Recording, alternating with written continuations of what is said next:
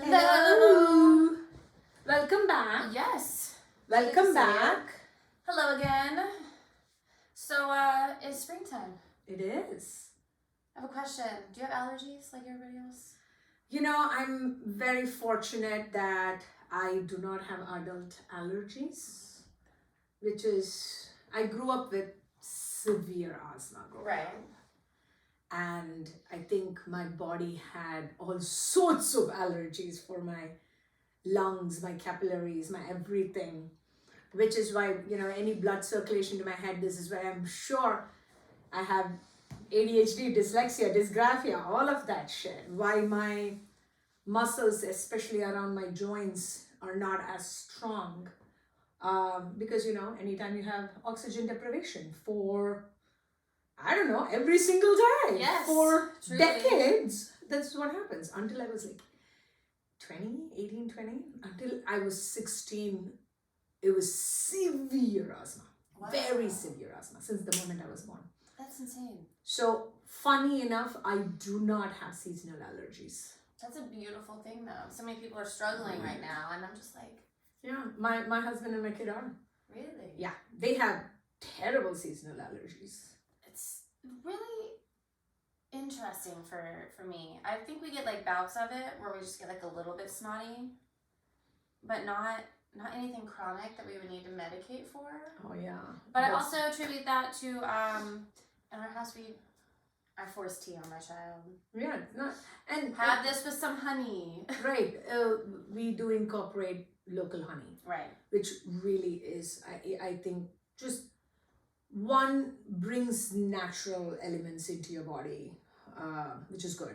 But I don't like honey, so it's in my coffee. I love honey in my coffee. Yeah, I love honey in my coffee because, the coffee covers the honey taste, but the honey is there. I don't like honey straight up. I don't like maple syrup. I don't know you. I don't like I don't even like the flavor maple. Oh my gosh. And I don't know what it is. I would rather... Like all our taste buds are slightly different, right? Yes. It's just aligned differently. So. But I noticed that about myself. It's not that I absolutely despise it. I just need a little savory, and I don't like an artificial maple flavor. I get that part. Because Right. there are certain, I do not enjoy pistachio flavoring. Essence. Okay, yeah. It's too artificial. I love pistachios. I love pistachios. Do not enjoy their, you'll get The an essence. Yeah, the extract. I do not I enjoy. feel like that almond extract. It can be very strong as well.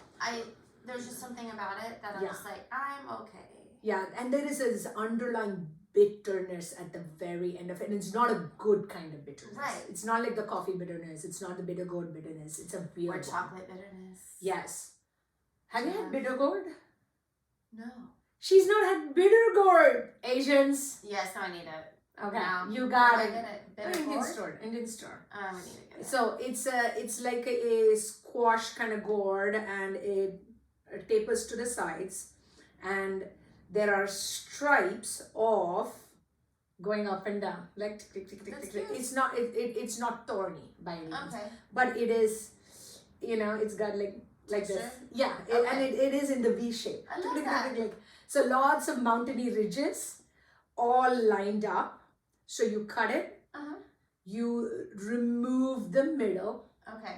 because it's very bitter with the middle. You don't want it, even Okay. though there is some fiber in it. But bitter gourd itself is very fibrous, so Okay. you do not need that. It's both succulent and fibrous. Then, so I generally cut it right in the middle, take off the edges. My son, my husband do not like it, so I don't get to do it often. But I grew up with it. My mom did it in sambar, which is like the Indian soup kind of. Yeah.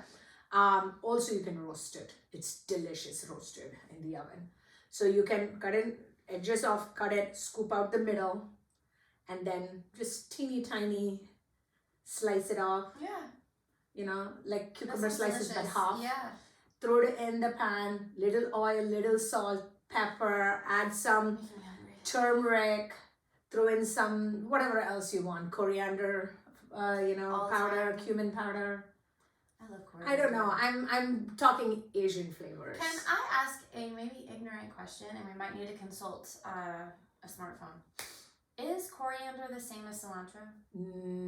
Are they Interesting. cousins? So I believe they are very much the same family.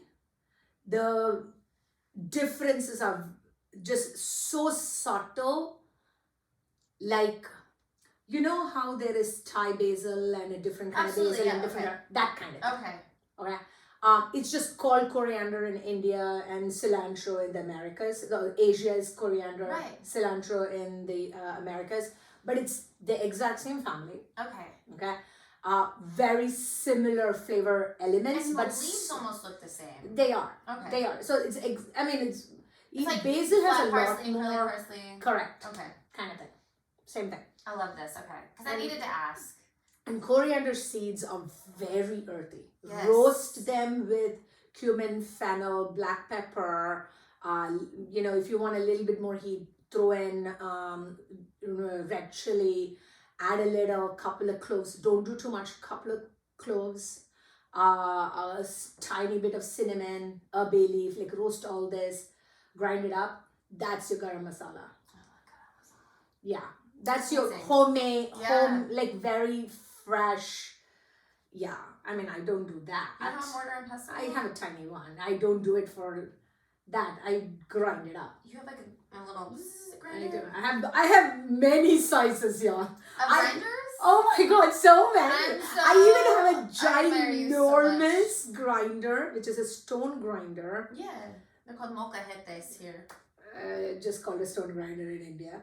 But it's electric, oh. right? It's evolved from like the hand thing to an electric one that is generally used for like the dosa batter and the idli batters batter kind of. It's like a I don't use it anymore, but I still have it. It's like yes, I'm like, I can't throw away some of those, it's like you're having a cast iron pan. You even if you don't use it regularly, you don't throw it away. Never.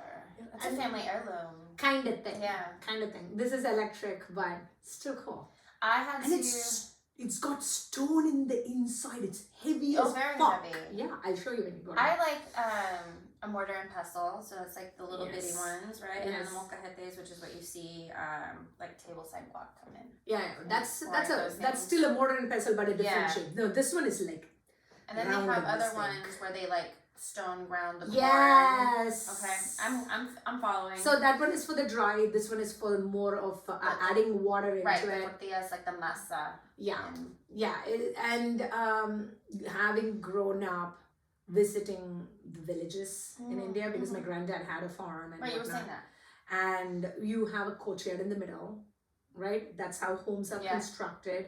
You would have people sitting around, like my aunt and my grandma would sit around, and somebody from the neighborhood would come and they will all be grinding all turns. That. Right. I mean, before machinery came, not that they didn't start having machinery soon enough. Just in my lifetime, though, I have seen hand-used, instruments. So cool. Even for dehusking rice. Absolutely. Yeah. I've never seen that process, but I think that there's so much of us that we don't understand how much work goes in or went into cultivating some of our favorite foods, right? Like when you talk about homemade pastas, which is actually a lot easier than people will give you credit for. Watching all the different shapes and all the different little tools that they would use. Harvesting beans. Yes. Peas. Yeah. You know me. You do it, I will cook for you. I love cooking. Yeah, she can do the gardening. I will do the I do. Coming up with flavor profile kind of thing. Not that you can't, but gardening is. I will be your sous chef in the garden. Yes. You can be my sous chef in the kitchen. Let me tell you, this week I finally. So I've always loved beets. I love beets. Oh, beets are fab. Have you had a beet korma? No. Oh. Goodness, I'm making one for you soon. Okay. I would love that. Okay. Beet kormas are absolutely fun. Yeah. You can imagine the flavors go really well though. Because there's a subtleness of sweet in it, and then you also have a little cashew in the korma, and then you have the cumin and the coriander and the heat. All the other extra things. So my mom is the first one who introduced me to beet korma. You don't find it in restaurants. So it's a home thing. So I will make it for you. I'm really excited. Okay, cool. But I never roasted them whole. Oh, without boiling it before. Yeah, or the way I used to do them is I would slice them and then I would roast them in the oven, so they would. So no pre-boiled, just never. washed, peeled, sliced. How did it come? Okay, so I looked it up because I love fresh spring salads. Yes. I love beets, but I also don't want raw beets all the time. No, raw beets are. And I don't want. It's a nice garnish once in a while. And yeah. That's about it. That's about you really it. have to shave it. Yes. Julienne it. So I really enjoy, and I don't want to buy them in plastic anymore. You know, you can get the ones at the store. So you're supposed to wrap them in foil, I guess. Oh. And I'm a little bit weird about wrapping everything in aluminum foil. Yeah. There's not a lot of integrity in the aluminum foil industry anymore. But you never know what additives are there. So sometimes taking those precautions is okay. Right. Yeah. But I tried it. I roasted on some little, not very big beets. Yeah. Roast on 400, about 40, 50 minutes. Nice. And then the skin, I didn't peel them first because you're supposed to leave the stem and the peel on there so it stays juicy and all the moisture stays inside, right? Lovely. So it's soft. Yes. So the holes, yes. you didn't even chop it. No. So then I found that when they were cool enough to eat, obviously, and I took a little bit of an umipoche plum vinegar that I love on everything fresh. Sounds delicious. I've never had. I will buy you a bottle. Oh, yes. I'll make her beet korma and she gets me a bottle. Obviously, we're hungry, but if you have obviously fresh salad or like quinoa or anything, herbs, fresh, and then just the umeboshi plum and like maybe just some spices because it's got a lot of sea salt in the background, so you don't need to salt. Nice. I love something like that where you have salt in it. Yeah. And so it's really good. It's really bright and fresh. I couldn't get those two words apart in my head. And I ate 3 of them like I was starving. What's your favorite leafy thing in a salad? Mine is arugula. Okay, first, I didn't know. I love arugula. Yeah. But there is something called lemony. Oh, what is it? Yes. Lemon sorrel. And I only had it in like a greens mix I got recently. And then there is another one that I'm just discovering all these new greens. I love a fresh green. I love radicchio because it's bitter. I love, what is it? Endive. There's so many different greens. Endive. Okay. Endives. Would it be the Endive. I'm trying to remember it because it's been a second. Endive. E-N-D-I-V-E. Endive. Yes, but the E at the end means that the I is long, right? Endive. That's why I said it's a dive. D-I-V-E. That's at least what I've heard on TV in culinary shows. Just me. I call it endive because it makes you feel chic. Very French. Very French. Imagine, you don't even know it's an Issoise. Don't even. A reference to a very old and inappropriate movie. Dude, that is hilarious. But a good cheese is, I mean, I know you go back and forth between vegan and vegetarian. For me, if beets are in a salad, it's got to have goat cheese. I mean, it's the part of the indulgence of... Absolutely. I love goat cheese in a salad. I don't like love goat cheese in a burger too. I think that there has to be a balance. I think that I've noticed, because I wasn't a huge cheese person growing up, so I noticed when I start to think about cheeses that I do like, is that they're more of a mild flavor. So I do like a goat cheese. I like the richness of goat cheese. But in small doses, or it has to be balanced well with the other flavors. 100%. It Otherwise, cannot be it's overpowering. 100%. I mean, everybody is different. I can literally have an entire slab of goat cheese sitting by myself with nothing else. I mean, that's how much I love goat cheese. My mother's the same one. Insanely favorite for me, goat cheese is like, it's like hummus. I can sit and finish a thing of goat cheese, a log of goat cheese, right? I can finish, my favorite hummus is lemon hummus. Mm-hmm. Okay. And I can sit and finish the entire mini tub in one sitting with a spoon. I don't even need anything else with it. Really? Yeah, I love lemon hummus so much. With baba ganoush. Like a a good baba ganoush? Baba ganoush is eggplant. Yes. Yeah, love baba ganoush. Always, and it's like smoky and smooth and velvety. Yes. I love eggplant. Yeah. It took me a long time to get good at cooking. Have you had bangan bharta? I love bangan bharta. Which is the Indian version of baba ganoush. Yes. Yeah. So you've not had South Indian versions of eggplant? I've had the only masala. So there's a stuffed eggplant, and then I do a very simple roasted eggplant. Like I buy Indian eggplant, which is not ginormous Indian eggplant. Chop it into fours, and then roast it with all the same flavors we talked about. I roast it in the oven. It's fantastic. Do you salt yours first, or is it okay? Because the bitter comes out, right? Also, it allows for the water to escape and flavors to go in. So salting, I salt. Potatoes alone, when I'm doing in the oven, I salt less. So half salt, half after. Right. So science. Just for potatoes alone, okay? Just so that you don't overly take the water out and it can crisp well. And also adding salt on the top layer of a potato is really, really, like it just enhances the flavors so well.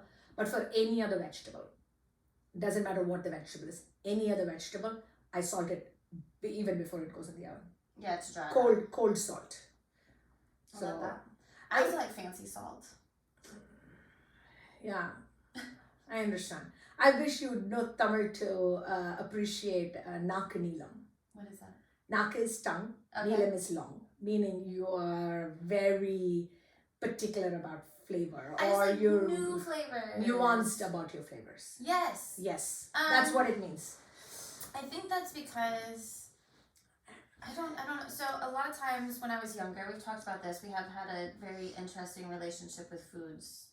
So I was like a very compulsive eater growing up, where like if it's in front of me, I'm going to stuff myself and I might like engorge myself. Like I've eaten so much one point in time that I had to like.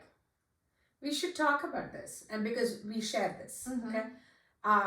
Dig a little deeper. Why do you think? I didn't know. I guess to feel maybe health. I think that when I look at the grand scheme of my life, and even in recent, deep dives into the way that my relationships have gone in my adult life, has been wanting to be held more and not having to ask for that. And I think there's a thing about food that brings us comfort in that way. 100%. It does. And I think that was where it came from. But I also, when you learn about food and you learn about the cultures of it, you start to fight with, do we want to associate food with joy or food with fuel? Yeah. Right? 100%. And then what's that balance? 100%. Right? Yes. Like, I've had to have this discussion with Ari about like, even though we want to eat that food, what do we need? Right? And that's, I think, the beets. I got that message from the beets the other day. I hadn't had root vegetables in so long. And when I was eating it, I felt like I couldn't get enough of that feeling and flavor and especially root vegetables, doesn't matter what it is, even potatoes, they have a very grounding element with our body, and it goes all the way to your soul. And that's also why you feel like, I want more of that groundingness, more of the warmth. And then obviously overeating, you also want to sleep, so food coma, which is bad. It's really bad. Yes and no. I no longer, for my personal way of operating, and I'm a monster overthinker. We talked about the fact that I have ADHD, dyslexia, and dysgraphia. I am a ginormous empath, and several ADHD people tend to be, some form of empath. Not always, but some form of empath. And I'm a mega overthinker as well. And I have found 3 things when it came to my food consumption. Okay. And background here. I was the first daughter for my mom and dad. And they had their first child come out and be suffering from day one. Right. Okay.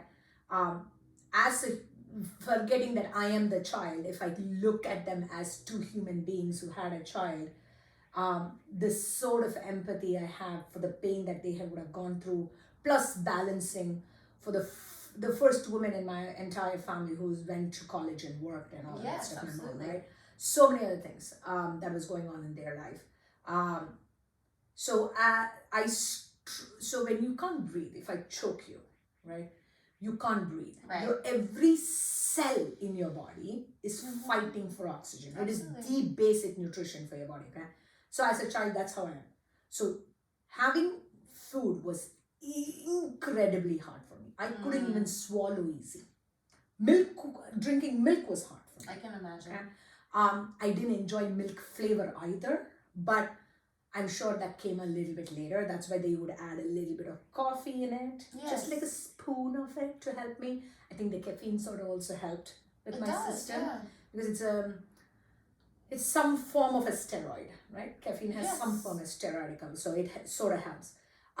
So eating was really one of those things where from my parents' perspective, they could not figure out how to give me nutrition. Okay. Now I'm suffering as a child. You don't know some of these things until you're about 7-ish, when memories start forming truly. And so there was this imbalance that was happening of them needing me nourished, my inability to do it. Environmentally, I was made to sit to figure out I have to finish eating. Societally, both from my parents and everybody around, understand how grateful you need to be that there is food in front of you. Always. Right? Like that you're even being provided from a young age. Like, so they fear that I need to be nourished.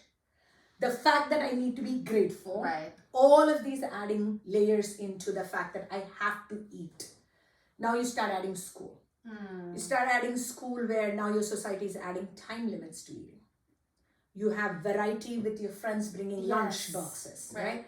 So I had found 3 levels as I've grown up and I've processed that. One was just the societal environmental conditions that put pressure on me. 2 was, as I got older, food became an drug escape. Absolutely. Okay. If I didn't have anywhere else agency to take care of my inner child, as a child, this is the reason why kids love going to sugar and whatnot, right? They want the dopamine hit. Right. And or fried items because they want the dopamine hit. And it's just the comfort factor of something that is like, whoa, so good in your, like fireworks. So that was the second part of it. It was, to your point, that hug feeling, the emotional. And then third was the amount of eating. Okay. I would eat to the point where my stomach was engorged. That's the word you use, right? Yes. And I would rather transfer the pain of my soul and my mind to my body so the rest can numb. Yes, and then I'm just going to go sleep and hibernate because I can't do anything else. Yes, and I'm in discomfort significantly. And that discomfort goes for a while because that's not only is my muscles in major issue because of my blood with my oxygen deprivation, but I've also done this to my body. So constipation issues and IBS issues and all of that. And not being able to move it because it's Correct. so much. And so these are the 3 layers for me. The pressure from society, the comfort I found in it, and the pain I was replacing. I want to say I remember being young and my family used to joke. Now, I think this goes back further. So when I first went to the Northeast, which is where my mother's paternal family's from, which is where like the large portion of the Italian background in my family comes from. I remember being,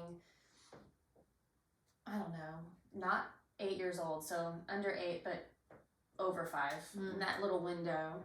And I remember meeting this woman and these characters in Brooklyn who were our family. I remember this older woman and she made us pasta, like a, spaghetti style red sauce. and there was another man there, and I want to say his name was Tony, but it's not. It's Tommy, and he used to wear these like Elvis onesies. He was like very like when I tell you this is the pictures in my mind as a child, and he had the big glasses and the hair and the chest hair, and the woman took me back to her room to show me the dress she wanted to be buried in, because the youngest person in the room needs to be able to follow through on the wishes. And I remember the color of it. It was like this like mauvey pink long dress. But I also remember going to eat and I couldn't finish the bowl. I'm like, oh my God, so much pasta, right? And if you know anything about grandmothers, or they're like offended.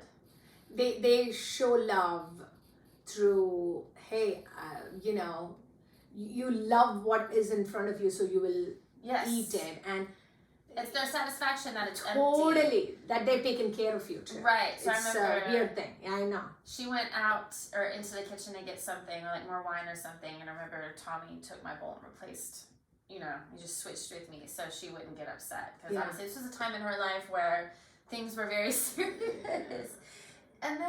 And it's also that woman's programming, because that's what she saw from her aunts, her moms, her grandmother, her neighbors. Disrespect to not finish the also food. That was how she was programmed to Absolutely. think it was disrespect. Very old world.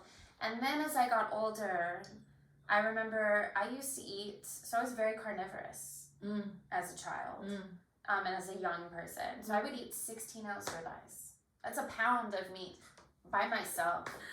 And I would ask you, like, people who cut, like, the fat off of their steaks, I will eat that, too. Yeah, just greasy face. Yes. I would eat it's a different version of having ice cream or donuts and stuff in your face. Absolutely. Yeah. And I remember going, so back in the 90s, there were a lot of buffets. Yeah. Buffets are dangerous. Yes, particularly. And I love them too. There was this one called the Western Sizzler. Wow. Not the Golden Corral, but the Western Sizzler. I mean, they have to incorporate the word sizzler so that they can bring in, you know, other Asian influences into it for sure. It was everything. They had a cotton candy machine. Okay. But my family used to joke that I had a hollow leg because I would eat so much food. And nobody ever stopped me or questioned me. Which is a very good thing. Yeah. Which is a very good thing, because that also adds like, why are you eating so much? Don't you know that's unhealthy for you? Dude, like any of the, I mean, right now, part of me having a teenager is, I'm like, dude, I'm trying so hard not to come out judgmental, but bro, you just finished an entire pint of ice cream in one sitting. Which is, I know what I am saying. At the same time, I'm like, you're not, and I tell him this, at 18, you will not hear a single word from me. Right. Until then, I want to do my best to coach you on need versus wants. At the same time, it's not an everyday thing. Like, there are moments, to your point of good and bad, there are moments when I am absolutely hogging on my favorite is orange sherbet. Okay, yes, so good. It's my favorite thing to that. have it. And Brahms's orange sherbet is fantastic. Push pops. Love it, right? And so there will be times when I am overdoing it, and I know I'm overdoing it even as an adult. And this happened like a week ago, right? Next day, I'm like, oh, that was terrible. Okay, but I have stopped telling me, you're shitty, you should not have done that, you should always be perfect, blah, blah, blah. I'm often very thoughtful, right? But I don't want to be overly stringent, because in the name of discipline, we do not then allow ourselves to flow. There has to be balance. You have to find your balance.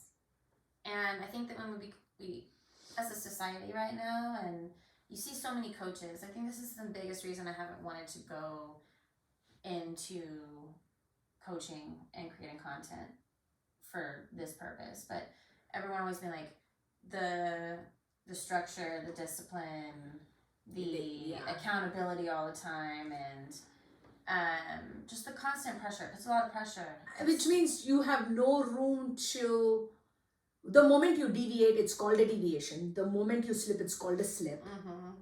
Right? You don't need, it's like you need to move your body. But there are days you can sit still. It's fine. Yes. Right? There is no such thing as, oh no, it is terrible that you do not move today. Like it's not, it's you do not. This is why I do not want to create content, right? I'm like, I don't want to put myself. It's not that I don't want to offer what I can offer to help people. I do not, however, seek attention from it. Even the whole thing about writing books. Yeah. Concepts are there. I will happily use it to help somebody. I don't want necessarily me to become a brand. I don't want it to be about me. I don't want to be the focal point. Because I want to hide sometimes, and I don't want the expectation showing up. 100%. And I don't want fame. No, at all. I don't want attention. I don't want fame. It's not that I'm, you know me, both of us, right? We have no issues walking into a room and commanding a room. Absolutely. We also have no issues walking into a room and not taking the limelight. We don't even have to be in the room. We got in the wild. Everyone knows her. We 2 walks down. We've only been on 2 walks. Both times she knows someone. She doesn't remember where she knows them from, but they know her. She has their phone numbers, even. Happens. I'm not joking. I go to HEB and people know. Okay? But I don't necessarily want to. No, I'm the same way. Right. No spotlight. No spotlight. I don't need my, name plastered. I don't need to be marketed. I don't need to be a thing. I am a thing for you if you want help. I can't help someone who doesn't want help. I don't want to prove myself to anything or anyone. My favorite thing has been recently is I love helping people when they're looking around and you can see that they need help and they don't know how to ask, right? So in my apartment building, you have to have a code to get in. And right now, like 2 of our elevators aren't working. Ooh, and so it's a square, right? And so we have one on each of the cardinal directions. And so there was this delivery person who I had come up the stairs out of the parking garage, and she is there. And there is a case of water and a 12-pack of something in cans and 4 or 5 bags of groceries. And I see her just and there's someone who already walked past her. And I just see this face. And she looks at me, and I see her looking at the wall, and I can tell that she doesn't want to ask, right? And so there's this element of, hey, do you need help? Can I help you find something? Like, it's kind of, a square. It's a little overwhelming. And she tells me that she needs to find a certain apartment. And it's not listed on the sign she's looking at because it's on the exact opposite side of the building. Yeah. So I'm like, I don't know. But I'll help you find it. Yes. Like, let's go. Like, let me help you carry something. Because you just walked up the stairs, too. And the entire time that I was carrying these groceries with her to go find this apartment, neither one of us knew where it was. She was telling me, thank you, and you don't have to, and you don't have to go out of your way to help me. And I'm like, I'm here to help. I've got hands, I've got time. Yeah. I don't mind, I love helping you. Yeah. And like, this is the way you get out of the building. But you don't get to, however, be put in a place where you are expected to help all that. That is the balance. That's the difference, right? That is the balance. And that's awesome of you. I drove by the other day, and there was this family taking a photo in front of their home. Yes. And I literally slowed down, rolled my windows. Do you guys want me to take a photo of you guys? I always will offer as best as I can help. Absolutely. And they said no, which is totally fine. I drove off. I was reading yesterday on Instagram an animation that was showing 2 people talking. Anytime you want help, let me know. I'm here for you. You're not alone. And you tell me anytime oh my God, that is so nice of you to offer. I'm glad that I'm not alone. Right. If you want help, let me know. I'm here. No. I am my own responsibility. I have to take care of myself. Always. So there is this is the hard part of figuring it out. To your point, everything is a balance.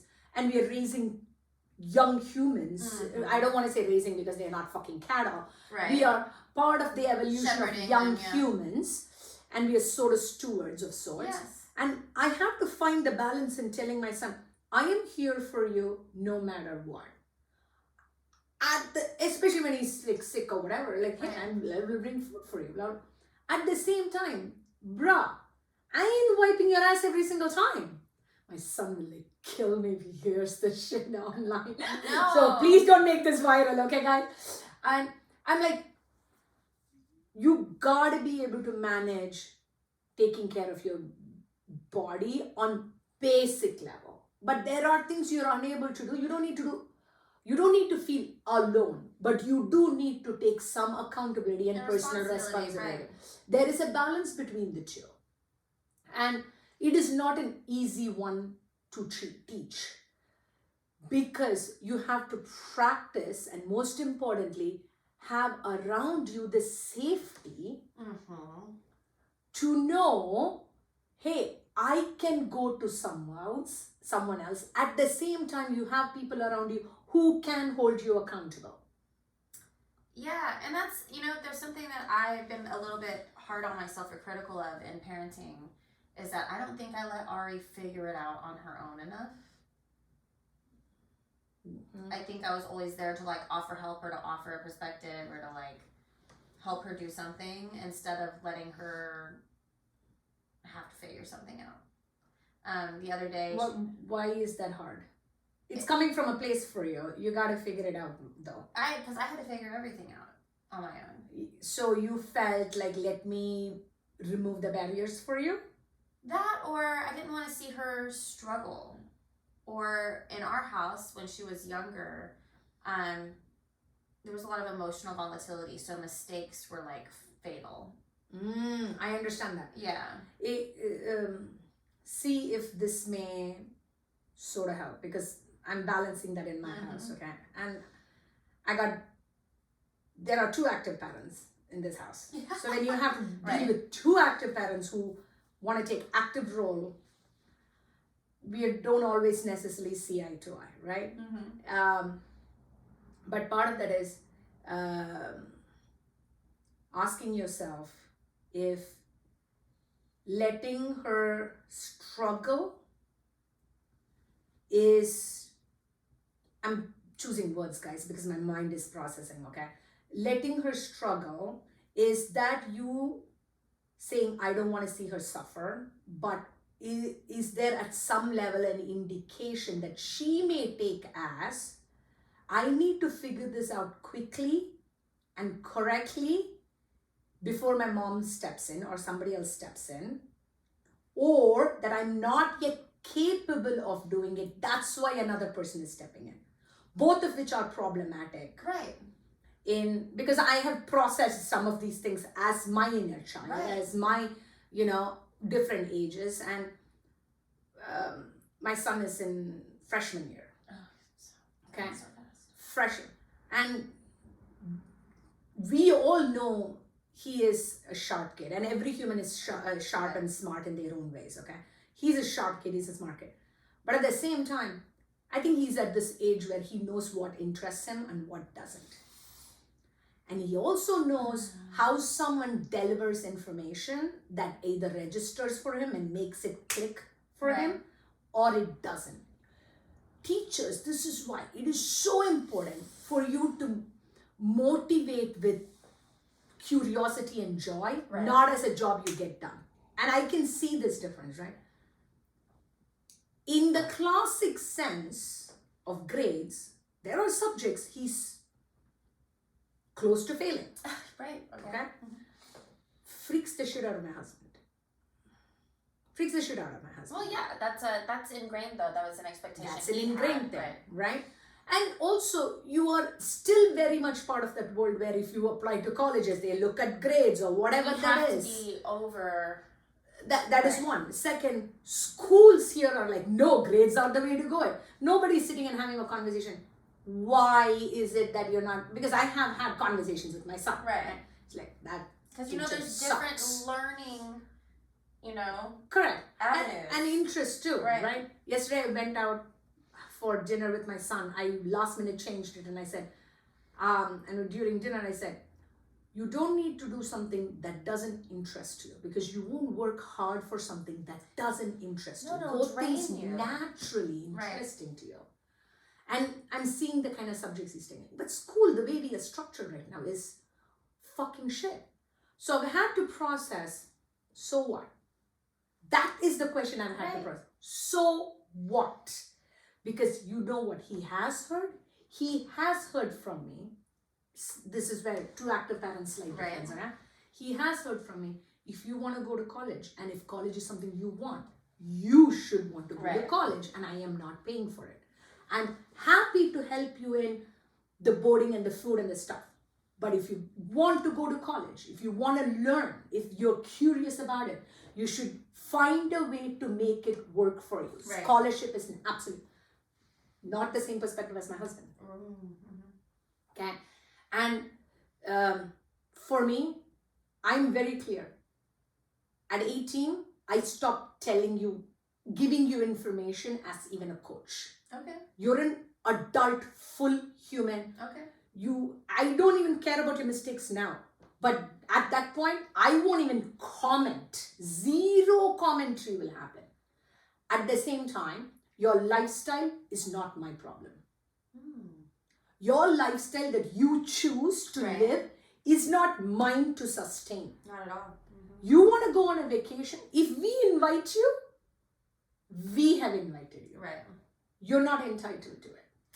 You're not entitled to car. You're not entitled, because I have to process all of this shit, right? Because the moment I give him things that he then starts becoming entitled, I start putting expectations. Mm-hmm. And I told him, I was expected to have certain grades. I was expected to go to college, one path, engineering. That was all, there was no, not only that low, I was told to go to a particular college. Yes. That is the college that I'm supposed to go to. Yes, because your dreams and aspirations were your parents. There was no room for me to even think about my dreams and aspirations. It's not about you, it's about what we want you to do. We know better. Yeah. That was the thing. We know better. Not that you adults don't have wisdom. So this is where I've had to practice with my son. It has been very hard for the last 3 years for me. I do not follow on his homework. I do not follow on his missing assignments. I will not. I'm there no matter what for you. I will not set expectations. I will not hold you accountable for stuff. You want to go to school to learn? So there is stuff we had a conversation. Why do you want to go to school? Love my friends and I want to social. Great. Yes.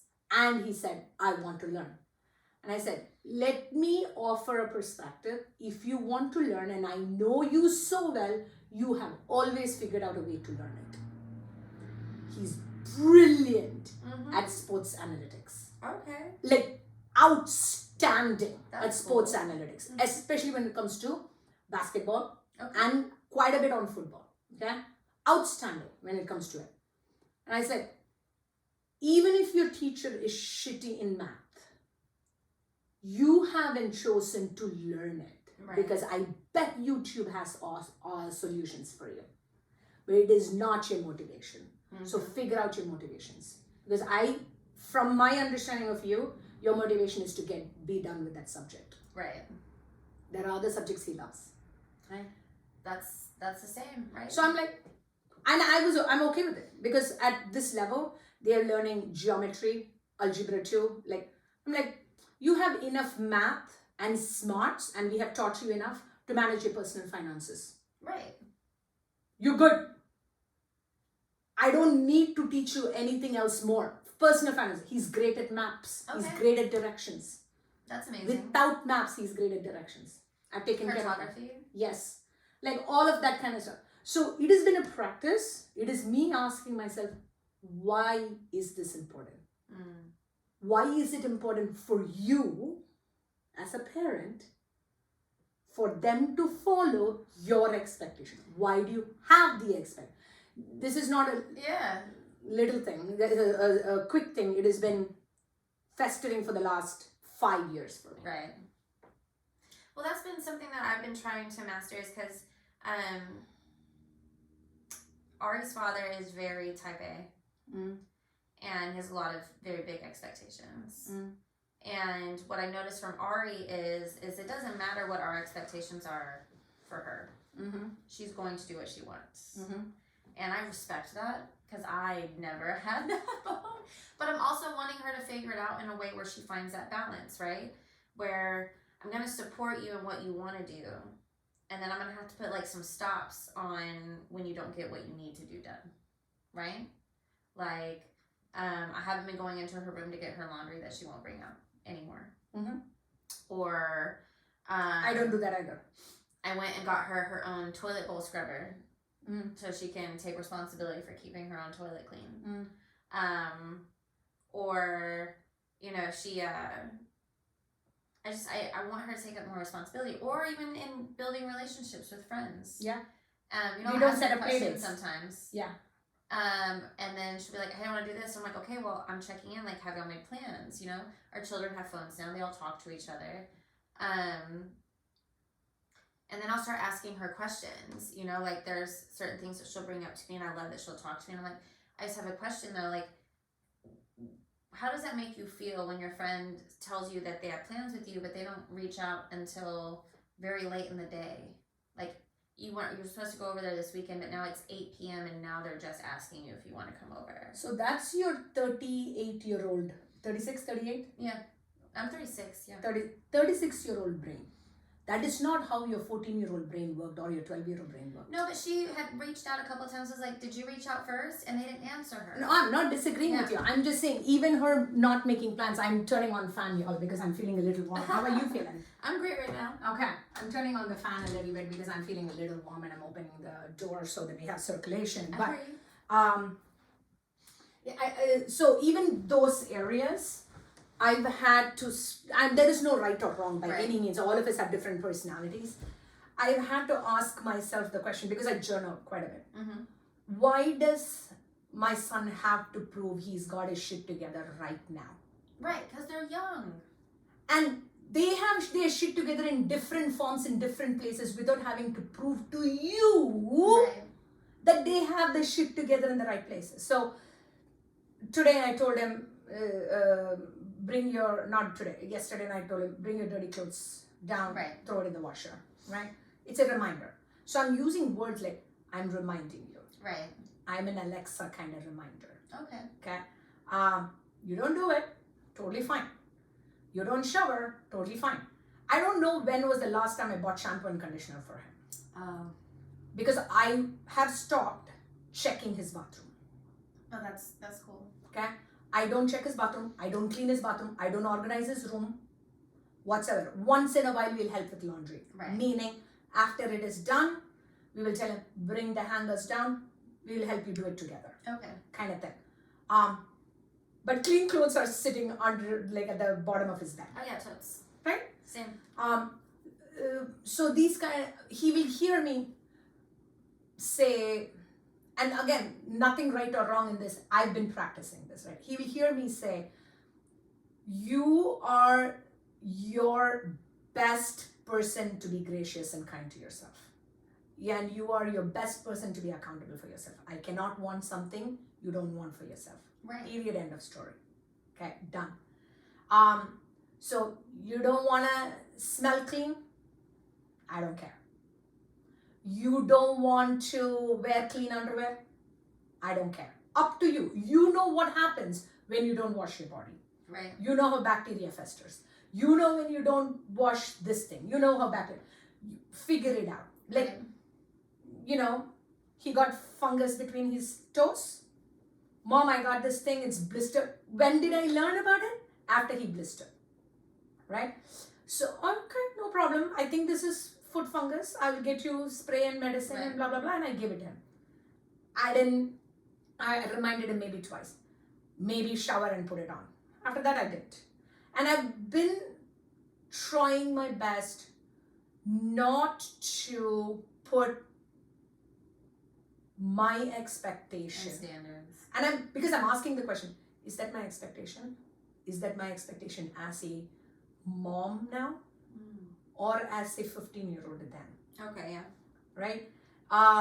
Because at 15, I was drilled in, that's an expectation, that's an expectation, that's an expectation. I'm like, okay, that was set by somebody else. It wasn't set by me. I wasn't given the agency to set it. Right. So when am I going to be comfortable with him falling flat on his face? Or more importantly, what am I comfortable with that I assume is something he shouldn't fall flat on his face, even though he doesn't think he's falling flat? Not taking a shower as an example. Right. For me, even worse for my husband, because he showers like once or twice a day kind of person. That's falling flat on personal hygiene.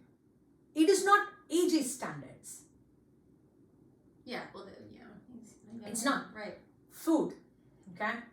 There are times, especially on weekends, and literally now in the last 2-3 months, there will be days like, don't pack me lunch. On a star exam day, he didn't want lunch. I said, honey, food, nutrition, mom, I don't want to eat at school right now. Do not pack me lunch. Okay. I had to, the first time he did that, when he was a little bit younger, I would say a couple of years ago, when he said no to food at home, whether it was dinner or whatever, I'm like, honey, you need nutrition, you gotta eat. Right. Afterwards, it hit me, like, what the fuck, you fast. Sorry. I fast, you fast. Right. Who am I to tell him he doesn't need to use the word fast? He can decide. That is not what he wants to do.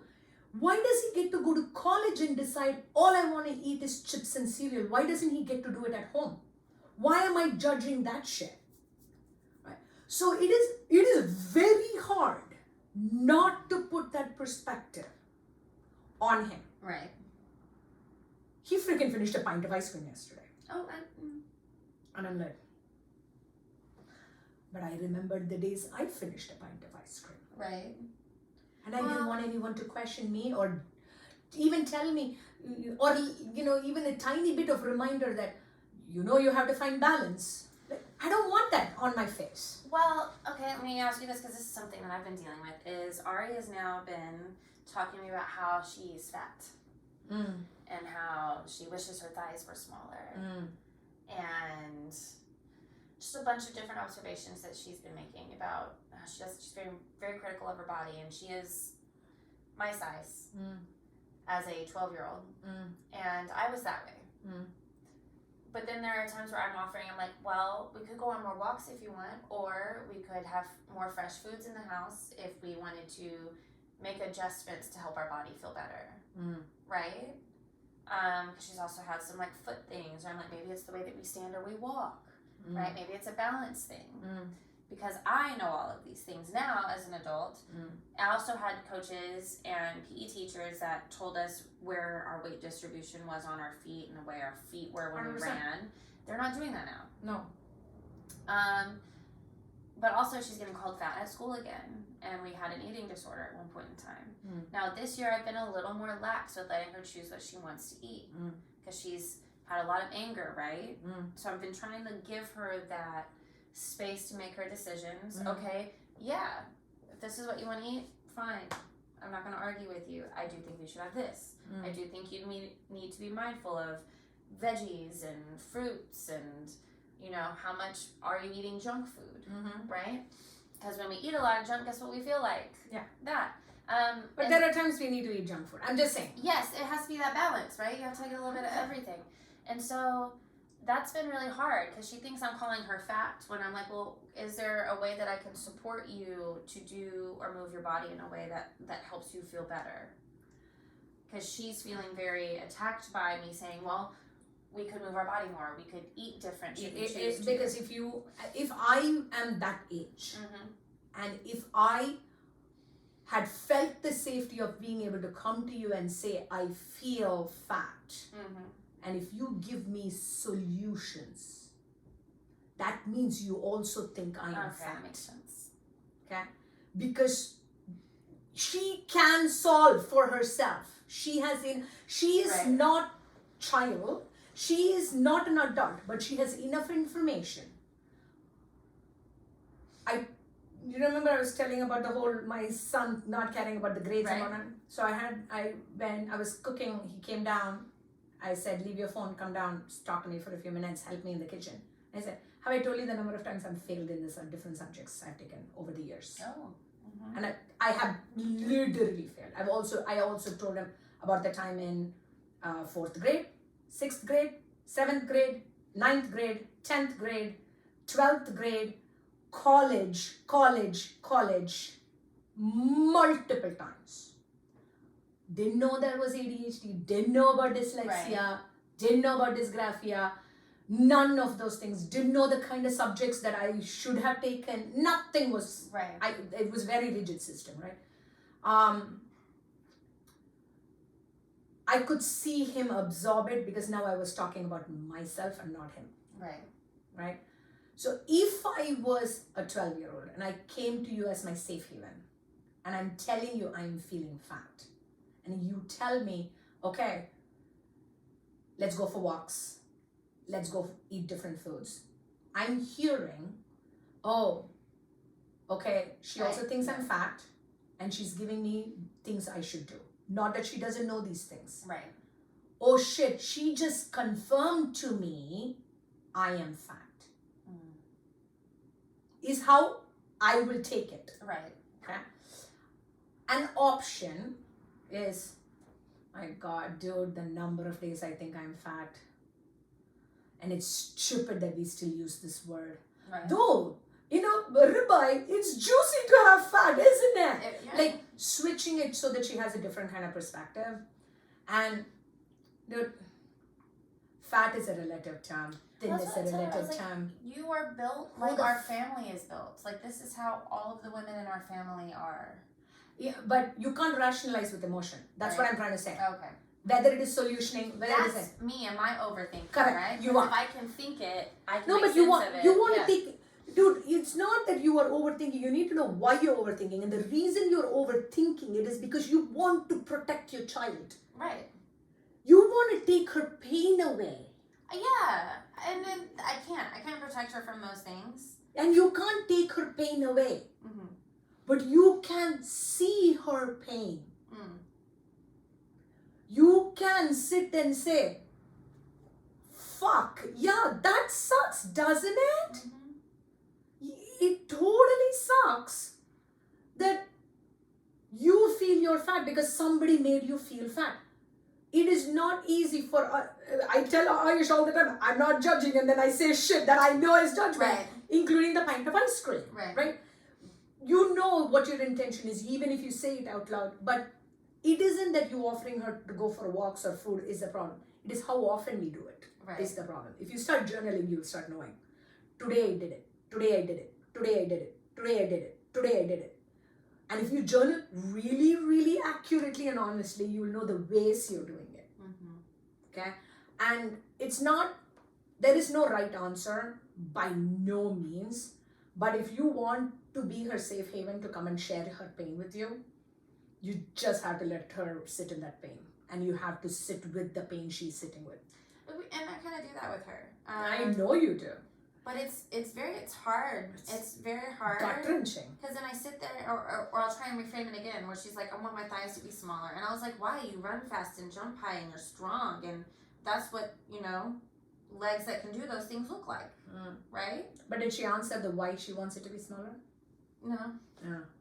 But it's because of and I can't change it, again, the types of media that she's exposed to and this at this age, the hardest thing for us to help them learn is self-worth and self-confidence.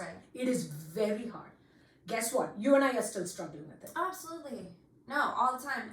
Honestly, this last year has been a huge one for me. But and no matter what the media, we can't control the outside. Absolutely not. But I do want to say that I've watched her do more than I was able to do as a young person and even as an adult, where she realized that she had friends that were treating her bad or making her feel a certain way, and she got on the group chat and ended that relationship. She was like, I am not saying that y'all are bad people. I think that y'all are wonderful. Like, went through all of these beautiful affirmations. I just don't think we're good friends. Oh my God, dude. And I was so proud of her. Yes. Right? Or there was another time where she had heard she was being sexualized at school by one of her friends. And friend broke up with him, made him cry, reported it to the counselor, was not having it. And then it came out that the boy who told her those things was lying. And do you know what she did? She went to her friend and apologize for being wrong and apologize for not asking him if it was true before she reacted. But you want to know what he said? Because I also know his mother. It's okay, I understand if you thought I said those things about you, that's the way you would react. That's it. Right?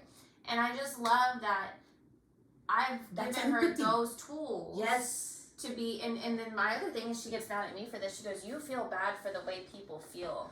Yes. And I'm like, that is something I've had to work on. And she's like, she doesn't have that. Because we are the empaths. Yes. We are the empaths. She's like, I don't care how you feel about it. Especially as the deep empaths we are and we have our babies around us, it is so hard to let them do the things that they want to do to themselves and around them and learn from it, because to see them in any form of discomfort and pain.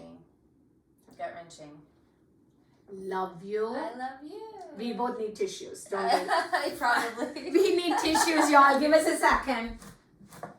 Go. Thank you. Yeah.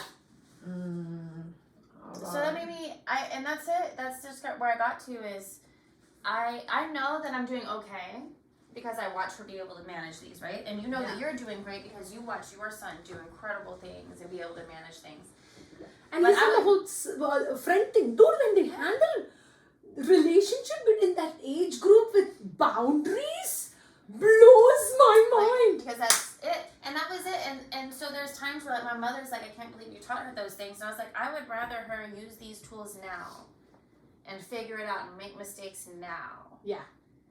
Than have to figure it out as an adult like we had to. Totally. Right? Or have to like excavate, am I this way because I've chosen to be this way and I like to be this way? Or am I this way because of expectations and roles bestowed upon me? And it hits you all at once. I feel like especially at our age, I feel like in our 30s, right?